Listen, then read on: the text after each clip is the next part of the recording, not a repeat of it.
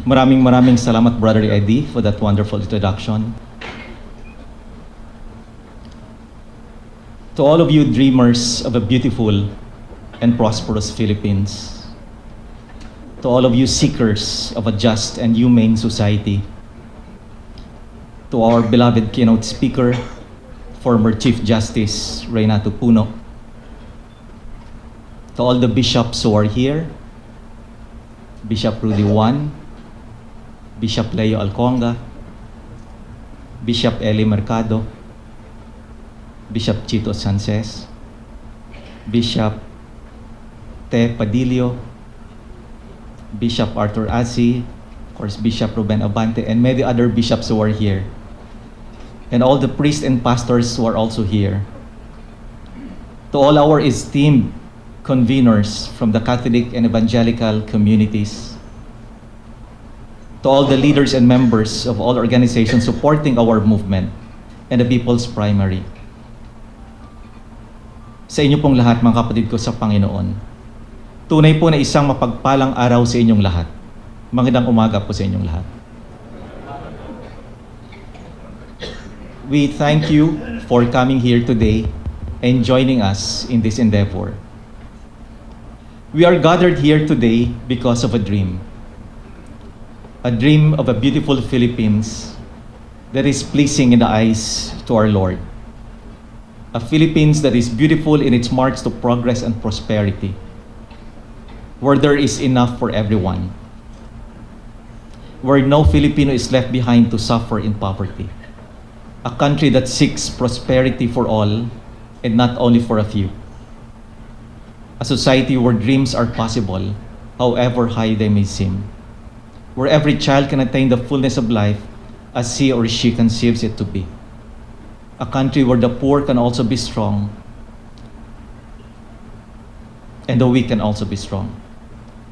A country where all of these are possible because its leaders work for the common good and public welfare.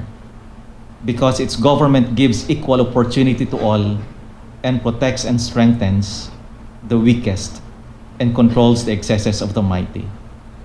There is, however, a big obstacle to this dream. Our very own leaders. Too often, our leaders have become the cause of our own problems. You go to a city or a municipality, and you would realize that it is the mayor himself who is the problem. You go to the House of Representatives or the Senate, and you cannot help but wonder that many of them are a big part of the problem. Practically all the problems we face in our nation today are rooted in one single factor, that of leadership. Our country has become the world's capital on political dynasties. Nowhere in the world can you find a country where a husband and wife are elected as mayor and vice mayor of the same place. Nowhere in the world can you find where the mother and son are elected governor and vice governor of the same province. Today, 70% of our leaders in Congress belong to political dynasties. 80% of our governors and mayors belong to political dynasties, and they are interrelated. Many of our leaders are involved in big-time corruption activities. Many of our leaders do not promote the common good and public welfare, but merely their personal interest. Many of them are mere pawns of the big business interest. As a result of this type of leadership in our country, around half of our people today suffer in poverty, according to SWS survey of the first 2 quarters of this year. Around 11 million of our people are separated from their families because many of them need to go abroad, find work, because our country could not provide the work opportunities that they desire. Many of our OFWs work abroad under inhumane conditions, under oppressive employers. Today, the gap between the rich and the poor in our country is the highest in the whole Southeast Asia region, according to Stratbase International, a global research outfit. Today, 45% of the wealth and resources of our country are in the hands only of 1% or the richest 1% of our population. And almost 80% of our country's wealth and resources are in the hands only of the top 10% of our people. All this according to Credit Suisse Global Wealth Watch. But I believe, brothers and sisters, that this is not the entire plan of God for us as a people. I believe that God does not want our people to suffer in poverty and misery all the time. I believe that God has wonderful plans for us as a people. Plans to prosper us, plans to make us great as a nation. I believe that God has plans to use the Filipino in a wonderful way to ennoble humanity and to enable the world. But I believe that God has equipped us, within us and around us, with all the essentials we need to succeed as a nation. I believe that we are the very ones sent by God to reach our highest potential as a people. We are the very ones sent by God to make our dream Philippines come true. Many of us believe that if we can only empty our hearts and allow the Spirit and the love of the Lord to fill them, we will find the solution. Brothers and sisters, we are here today because in the last several months, the conveners of this movement have been trying to empty our hearts as we seek the Lord's guidance. We are here today because we have found something that we believe could be a way to address this problem of leadership in our country. We are here today because there is an urgent need for unity among our leaders and organizations to come up with a process and mechanism that can provide a more systematic, a better organized, and effective way of guiding the members of our organizations in electing honest, competent, servant leaders for our country. This is the whole essence of why we are here today, brothers and sisters. Brothers and sisters, please let me present to you the Pilipino movement for transformational leadership and the People's Primary. Can we have the slide, please?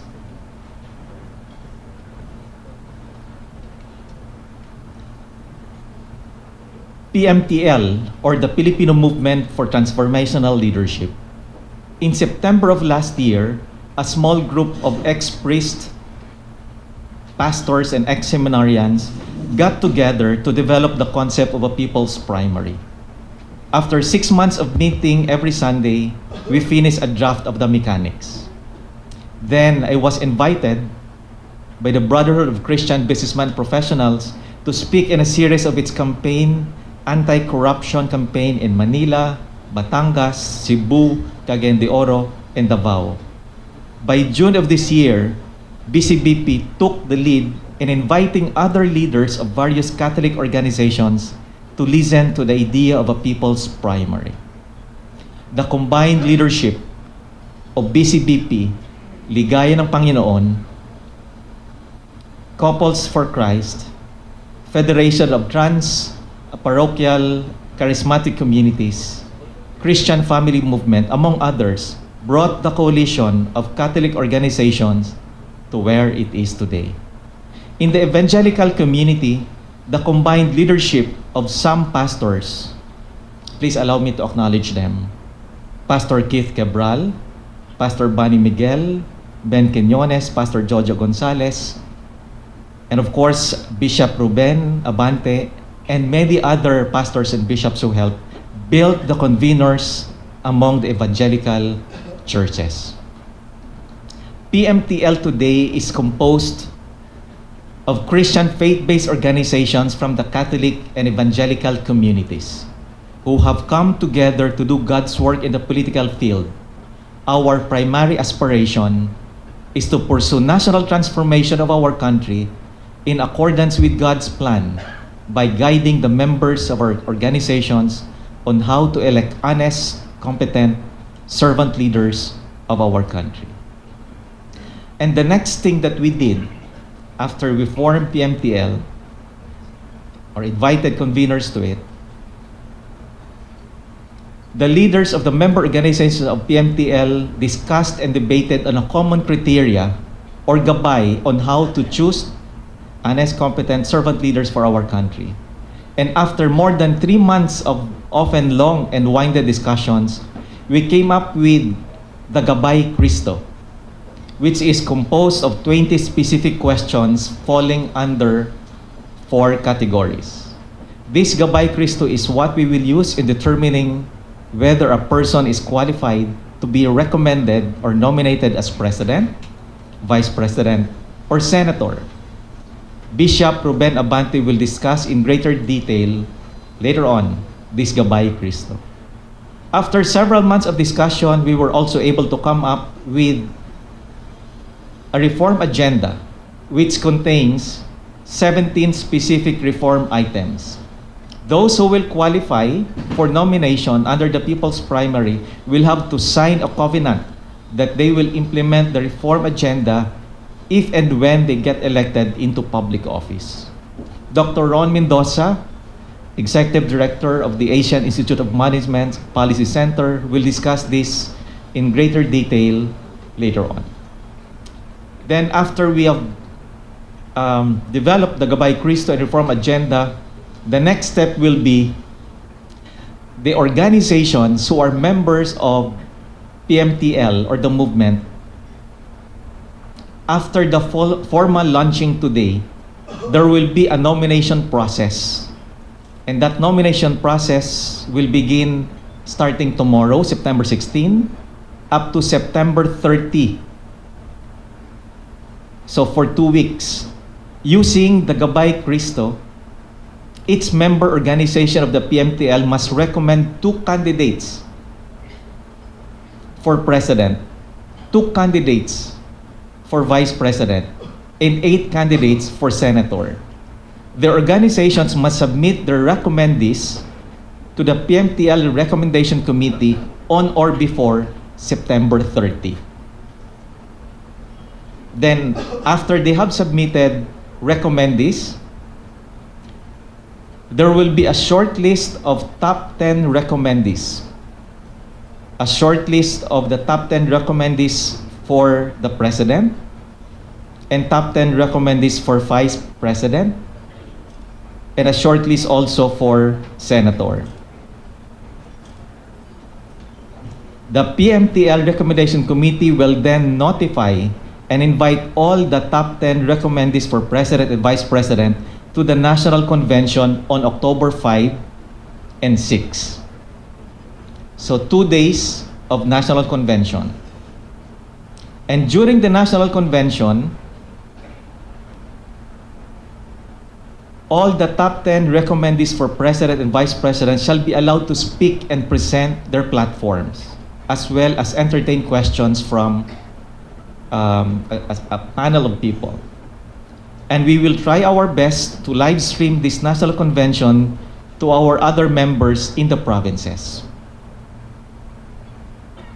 And after the National Convention on October 5 and 6, the next 6 days will be a period of voting for the individual members of all the member organizations of the movement or PMTL. So from October 7 up to October 12, the individual members of every organization under PMTL shall be encouraged to register under a separate entity called People's Choice, and they can select the persons that they prefer to vote for president, vice president, and senators. And the People's Choice eventually will be the organization that will announce the winners in the primary. And the People's Choice will also be the organization that will help in the campaign of the people's candidates. The People's Choice is a separate entity from PMTL.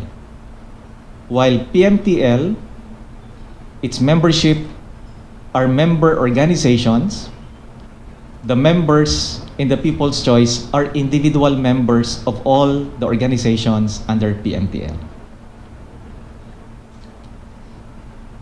And of course, after the declaration of the winners in the People's Primary and the signing of covenant, by October 16, the People's Choice will accompany the primary winners in the filing of the COC or Certificate of Candidacy to the COMELEC. That is October 16. Now, the People's Choice, as a separate entity from PMTL, may form a national campaign team and machinery to help the winners in the People's Primary.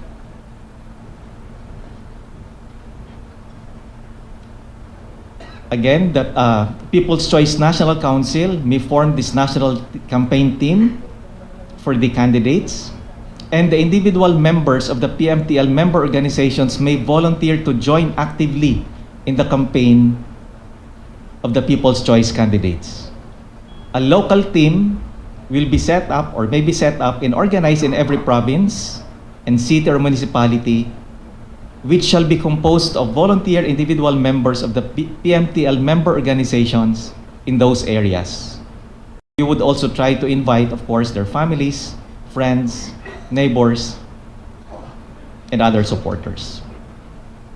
Whenever the People's Choice candidates are in a certain area, the local campaign team members shall be encouraged to organize the members and volunteers in their area to fetch the candidates at the airport, organize a motorcade, arrange a market sortie, hold a public forum, arrange a media interview, or even host candidates in the volunteers' homes for the night, among others. In short, this will be a genuine people's campaign. This is the process of the People's Primary. Let me just reiterate one point. The difference between PMTL and People's Choice. PMTL is the group and movement that owns the Gabay Cristo and Reform agenda and the whole process of the People's Primary. They collectively own the process. They are not endorsing or supporting any candidate. Only Christian faith-based organizations may join the PMTL as members, as represented by their respective leaders. People's Choice, on the other hand, is an organization composed of the individual members of the PMTL, member organizations, who voluntarily choose to participate in the primary. They are the ones who will participate in the selection process. The People's Choice, again, is a separate organization from PMTL. At this point in time, brothers and sisters, I would like to call on Bishop Ruben Abante to discuss the Gabay Cristo.